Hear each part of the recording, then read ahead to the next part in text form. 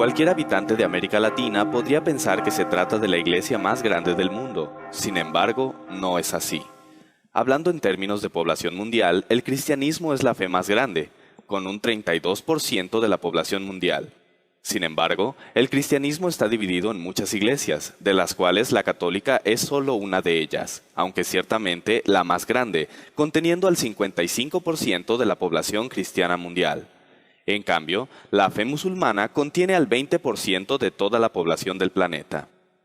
Esto significa un número aproximado de 1.200 millones de musulmanes, contra apenas un poco más de 1.000 millones de católicos en todo el mundo. Evidentemente, la fe musulmana tiene mayor número de adherentes que la Iglesia Católica Apostólica Romana. Sin embargo, este punto nos lleva a una pregunta que le quita el sueño a muchas personas. ¿Por qué la fe cristiana está dividida? O lo que es lo mismo, ¿por qué hay tantas denominaciones o iglesias cristianas diferentes?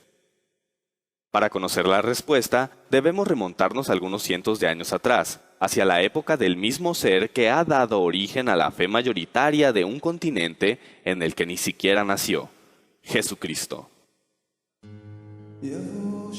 Jesucristo nació judío, pueblo que posee una fe propia conocida como judaísmo, por lo cual Jesucristo fue educado creyente de esa fe.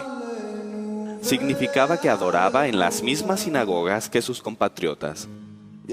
Los problemas comenzaron apenas cundió la popularidad de Jesús como el Mesías esperado, el Hijo de Dios, pues los dirigentes de la iglesia judía nunca le creyeron, y más creció su odio hacia él debido a las críticas que él hacía de sus prácticas erróneas, y debido a que como Hijo de Dios, proclamaba tener la autoridad para llamar sus propios ministros, a cuyos principales 12 llamó apóstoles. Por lo tanto, los sacerdotes y autoridades políticas judías decidieron hacer con él lo mismo que habían hecho con casi todos los profetas anteriores, es decir, matarlo. Una vez que Jesús ya no estaba entre ellos, los apóstoles tomaron las riendas de las congregaciones, y podemos apreciar claramente que ellos ya celebraban sus propias reuniones de adoración separadamente a las de la religión judía. La razón era muy sencilla: los seguidores de Cristo lo aceptaban como el Hijo de Dios y el Salvador, cosa que los judíos no han aceptado hasta el día de hoy. Después de la muerte de Cristo, los judíos continuaron persiguiendo a los cristianos. También los romanos se sumaron a la persecución. Una vez que los apóstoles y muchos de los creyentes en Cristo fueron muertos, la iglesia cristiana antigua tuvo que ingeniárselas para continuar funcionando, pero esto conllevó muchos problemas, pues comenzaron serias discusiones referentes a diversos puntos de doctrina, ya que no había voces que los miembros de la congregación reconocieran como autorizadas para dar una respuesta satisfactoria. Para tener un ejemplo de cómo la doctrina cristiana original fue sufriendo modificaciones con el paso del tiempo, basta con repasar la lista oficial de papas y los hechos más trascendentales que hicieron durante sus administraciones, tales como ordenar a las mujeres para entrar a la iglesia con la cabeza cubierta en el año 67 al 76, la institución del agua bendita entre el año 105 al 115, etc. Así pues, durante el primer siglo después de Cristo y la mayor parte del segundo, las congregaciones de cada ciudad donde las hubiera continuaron con un líder a la cabeza denominado obispo, que resulta un sinónimo de pastor, título tomado de la tradición judía. Sin embargo, por aquella época, cada iglesia cristiana o congregación era independiente la una de la otra y no estaban confederadas o unidas en ningún tipo de asociación, excepto por su fe.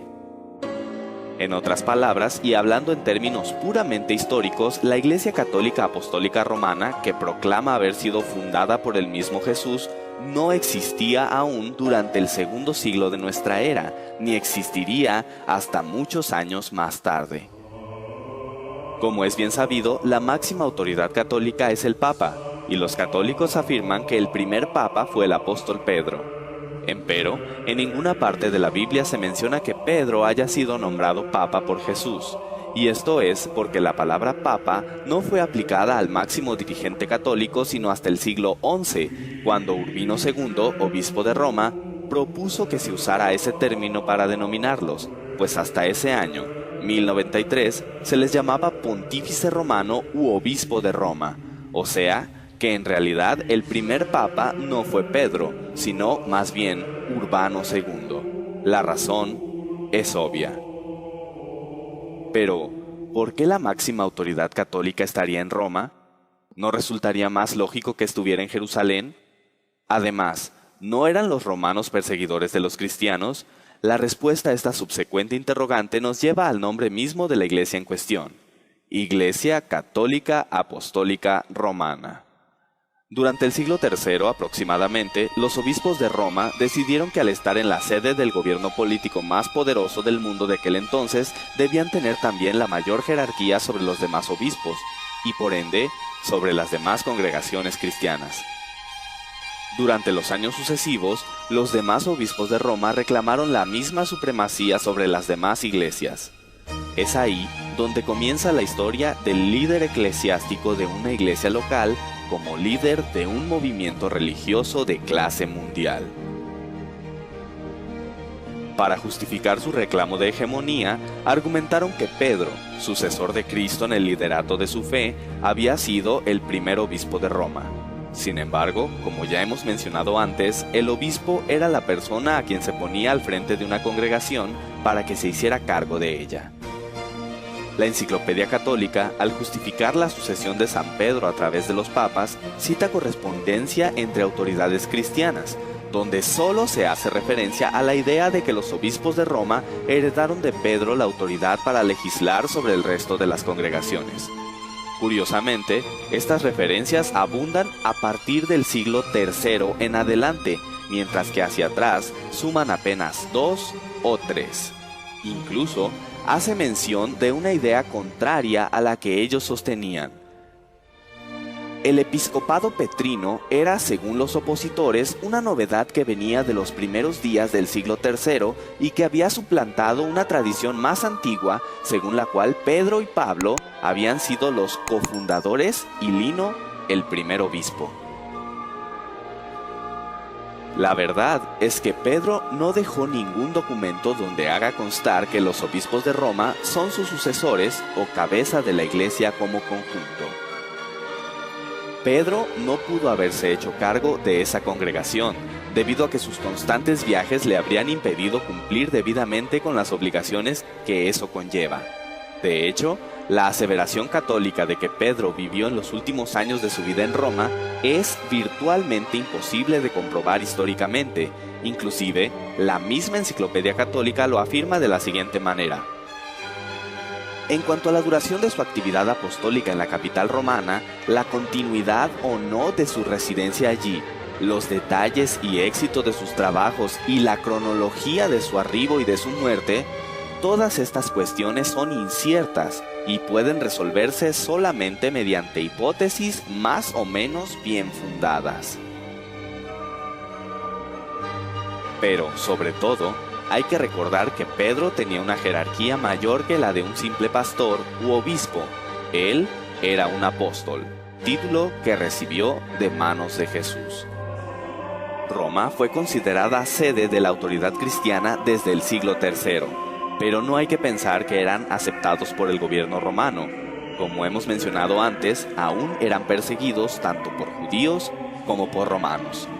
Sin embargo, la situación cambiaría drásticamente, cuando en el año 313, un emperador decretó el fin de la persecución hacia los cristianos. Se trataba de Constantino el Grande, quien dio el primer paso firme en la organización de una confederación de las congregaciones cristianas bajo un mismo nombre. A más de 300 años después de Cristo, la Iglesia Católica no existía aún. Después de la partida de los apóstoles, la sencillez del evangelio fue corrompida o se fue apartando de él. Un ejemplo de todo esto es lo concerniente al bautismo, requisito indispensable para ser declarado miembro de una congregación cristiana. La palabra española bautismo significa sumergir, zambullir, hundir en el agua. La inmersión era la forma primitiva generalizada, de ello dan testimonio arqueológico las grandes fuentes bautismales del arte paleocristiano en numerosos templos cristianos en Oriente y Occidente. En el segundo siglo, el bautismo fue restringido a los 2 días festivos de la Pascua y del Pentecostés, y se necesitaba un curso de 3 años para poder recibir dicho sacramento.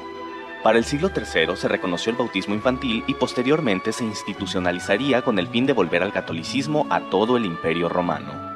El primer escritor cristiano que menciona el bautismo infantil es Tertuliano, y él se opuso. Nosotros no somos lavados para después cesar de pecar, sino porque hemos cesado de pecar. John L. Mosheim, en su libro Ecclesiastical History, escribe: el método antiguo de gobierno eclesiástico parecía subsistir en general todavía, mientras al mismo tiempo variaba el mando primitivo y degeneraba hacia la forma de una monarquía religiosa. Es un hecho históricamente aceptado que había pugnas de poder dentro de los círculos ministeriales del cristianismo. Sin embargo, no todos estaban dispuestos a aceptar tales reformas jerárquicas tan fácilmente. Si todas las comunidades, fraternidades cristianas son iguales, lo son sus obispos, como sucesores de los apóstoles con los mismos derechos entre sí. Por eso, los obispos o jefes de comunidades son colegas o coepiscopos. Las cuestiones que hemos mencionado hasta ahora no eran las únicas controversias que se manejaban. Era evidente que no había orden dentro del cristianismo y mucha confusión. Es ahí donde entra en escena Constantino. Nació en Naissus el 27 de febrero de 272 y a pesar de que los romanos habían perseguido ferozmente a los cristianos durante muchos años, Constantino se convirtió en su defensor, supuestamente tras haber tenido una visión en la que vio una cruz en el cielo y un sueño posterior en el que se le ordenó añadir un nuevo símbolo a su estandarte en 312 después de Cristo. Cabe hacer hincapié en que se hizo simpatizante del cristianismo, mas no se bautizó. Un año después, en 313, Constantino y Licinio, quienes eran los líderes del Imperio Occidental y Oriental respectivamente, firmaron el Edicto de Milán, en el cual se promulgaba la libertad de adoración en el Imperio Romano y daba a Constantino el título de legislador de la Iglesia. Que a los cristianos y a todos los demás se conceda libre facultad de seguir la religión que a bien tengan, sea lícito a cada uno dedicar su alma a aquella religión que estimare convenirle. De esta manera, inusitada y súbita, los cristianos tuvieron una posición diametralmente distinta dentro de la sociedad. Pero fue tan diametralmente distinta su nueva posición que, evidentemente alejados del evangelio de amor al prójimo que predicó Jesús, se convirtieron en verdugos al perseguir, torturar y asesinar a los paganos a partir de los años 314 y 315. Finalmente, en 324, Constantino declaró al cristianismo la iglesia oficial para que ésta sirviera de medio para unificar su imperio. Una vez en este punto, los cismas, contenciones, confusiones y demás problemas doctrinales se potencializaron. Temiendo que estos conflictos volvieran a dividir al imperio, Constantino convocó al llamado Concilio de Nicea, donde se pretendía llegar a un acuerdo sobre temas hasta hoy tan controversiales como la naturaleza de Dios y su relación con el Hijo y el Espíritu Santo. Había diversas facciones que proclamaban opiniones al respecto, y el emperador Constantino, aunque no entendía los detalles de las discusiones de teología griega, notó que el grupo de Atanasio no cedería, y sería complicado mantener el orden del imperio. Por esta razón, y aconsejado por Ocio, decidió en favor de Atanasio, proclamando que Jesús era consustancial con el Padre. Con esta fórmula como base, se compuso el credo niceno en el que se resumía la doctrina cristiana, porque así como la verdad cristiana nos compele a reconocer a cada una de estas personas de ser en sí misma Dios y Señor, así también la Iglesia Católica nos prohíbe decir que hay tres dioses o tres señores. Todos los que no estuvieron de acuerdo fueron excomulgados. De esta manera, queda de manifiesto que la decisión sobre quién era Dios fue tomada por un hombre que no solamente no era sacerdote, sino que ni siquiera pertenecía a la comunidad cristiana porque no había querido ser bautizado. Como Pontífex Máximo, poseía el monopolio de la legislación en asuntos de iglesia. Al organizarse la iglesia en patriarcados y diócesis durante el Concilio de Nicea, se les otorgó el mismo rango a las sedes patriarcales de Roma, Alejandría, Antioquía y Jerusalén, cuyos titulares recibieron el nombre de arzobispos. El Concilio de Nicea había logrado confederar al cristianismo y vemos cómo construyeron un credo con el objetivo de poner fin a las reiteradas y enconadas disputas doctrinales. El término católico ya se empleaba antes del siglo III. De hecho, el primer registro que existe de este se encuentra en la carta del obispo San Ignacio de Antioquía a los esmirionitas en el año 110 después de Cristo. Donde esté el obispo, esté la muchedumbre, así como donde está Jesucristo, está la Iglesia Católica. Los estudiosos discuten si católico en este contexto significa universal o verdadera, auténtica. Durante las persecuciones, desde los primeros siglos, cuando preguntaban a los cristianos a qué iglesia pertenecían, decían a la católica. Bajo este concepto podemos entender que usaban el término iglesia católica no porque la iglesia así se llamara. Usaban el término católico para referirse a que pertenecían a la iglesia verdadera, es decir, la iglesia de Cristo, dando a entender que las demás iglesias eran falsas. Fue hasta el siglo IV cuando la iglesia que Constantino organizó fue nombrada católica. Actualmente se prefiere el significado universal para el término católico. En este punto realmente nace lo que ahora conocemos como Iglesia Católica y podemos entender entonces por qué la nacionalidad romana va junto a su nombre. Cuando Constantino cambia la capital del imperio a Bizancio, el obispo de esa ciudad quiso tener la misma preponderancia que su colega romano. Esto es una prueba de que la hegemonía del obispo romano sobre el resto de la iglesia se debe a su ubicación en la capital romana y que la supuesta sucesión de San Pedro es solo un pretexto. En el Cuarto Concilio Ecuménico celebrado en Calcedonia en el año 451, se reconoció a Constantinopla el mismo primado que a Roma. En este concilio ecuménico, el obispo de Constantinopla pasó a recibir el título de Patriarca Ecuménico. El obispo de Roma, León I, se opone a estas medidas y además decide resaltar su primacía adoptando el título de Pontifex Máximo que el entonces emperador romano, Flavio Graciano, había dejado de usar. Este deseo de primacía absoluta por parte de Roma conducirá, entre otros motivos, a que en 1054 se produzca el cisma de Oriente y Occidente, es decir, la división del cristianismo entre la Iglesia Católica Apostólica Romana y la Iglesia Católica Ortodoxa, que cuenta con 300 millones de miembros en todo el mundo. Pero Constantino no se enteraría de estos pleitos, pues moriría el 22 de mayo del año 337. Antes de morir, decidió que era el momento de bautizarse, y lo hizo en su lecho de muerte. Curiosamente, su bautismo fue oficiado por uno de los obispos que estuvo en contra del credo de Nicea, Eusebio de Nicomedia. En vista de todo esto, podemos decir que el gran gestor de la Iglesia Católica Romana no fue ni Jesús ni Pedro, sino Constantino, este emperador que vivió varios siglos después de ellos, pues fue él quien organizó a la Iglesia y determinó la base doctrinal que de todos modos seguiría sufriendo muchos cambios aún hasta nuestros días. Los cristianos obtuvieron libertad de adoración gracias al Edicto de Milán, pero la Iglesia Católica dejaría esas libertades de lado al exterminar implacablemente a cualquier persona o nación que se interpusiera a sus intereses o que profesara creencias diferentes a su doctrina. Y finalmente llega el momento de responder a la primera pregunta que planteamos. ¿Por qué el cristianismo está dividido?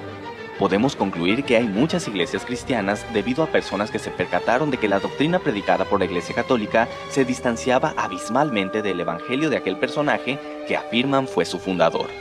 Tal vez el tiempo ha empañado la historia temprana de la Iglesia Católica, pero finalmente la historia siempre nos dará una idea de nuestras raíces, y nuestras raíces siempre serán una indicación de quiénes somos en realidad.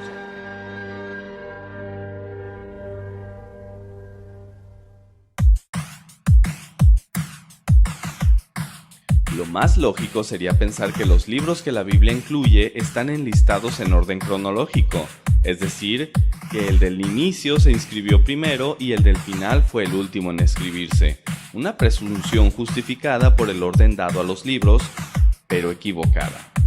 Génesis es el primer libro incluido en el Antiguo Testamento y aunque narra la creación del mundo, no fue el primero en escribirse.